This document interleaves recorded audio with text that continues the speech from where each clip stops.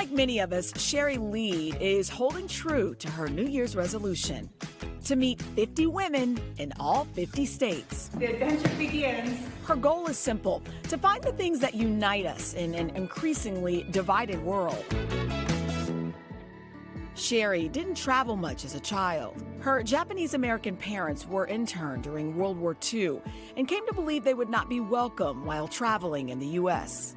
It wasn't until Shari was diagnosed with breast cancer in 2017 that she made it her mission to live purposefully. This January, she hit the road with plans to meet 50 women. Exhale the top and squeeze. Yes. Some complete strangers. Yeah. Others, former connections. Each visit includes these women sharing their lives and incredible words of wisdom. With 15 states down, Shari is just getting started.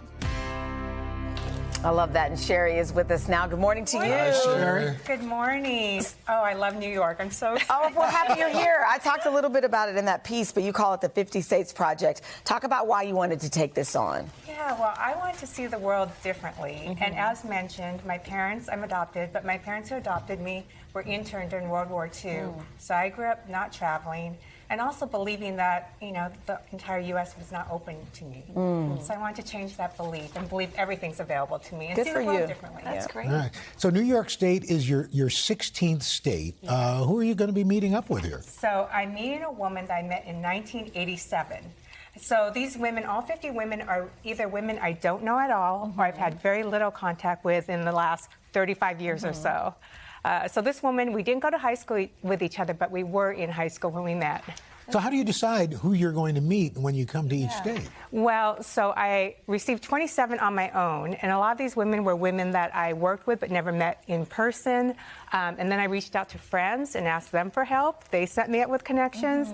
And then lastly, I went on LinkedIn and looked for people, and then I would send them all my information. So I had no specific criteria other than they communicate well with me because I'm flying out to meet them. Yeah, I So I love this idea, and I'm sure you went into it thinking, you know, things would go a certain way. But tell us about some of the lessons you've learned and what perhaps went a little differently than you thought. Yeah, so it's constantly evolving as I go along. I realize this project is becoming even bigger than me. But for instance, I went to Arizona and met a woman in Arizona, Anna, who introduced me to her friends, and one of her friends was 93-year-old Betty. And Betty constantly makes friends. I found out in Arizona, they call walking hiking. I call it walking, but apparently she lives at the top of a hill, so people hike up past her house. Okay. She has a group of middle-aged men that come and have coffee with her every day because she invited them in, or not every day, but every time they walk, and because she invited them in. And she's constantly making friends even at her age, and made me think that perhaps that's the secret of getting older. It's not that you get older and you lose friends, but you get older and you have more time to make friends. So lessons like that. I understand that this project has also really sort of forced you to come out of your comfort zone in some other ways, including singing in public. Yes, so How'd that so I'm a self-described tone-deaf person, but I did learn that I'm not tone-deaf. The woman I met in California owns a music school. She is professionally trained. She said, "Let me give you a voice lesson when you get here." And so she had music ready, and I said, well, you know, I just want to learn how to sing Happy Birthday. I've never sang Happy Birthday out loud. Really? I'm so bad at it. Well, so even my kids' birthdays growing up, I tell someone, you started, and I lip sync Happy Birthday to my own children. So I'm in her place. We recorded, I learned to sing Happy Birthday. You know, I'm probably a little pitchy, but I sang it.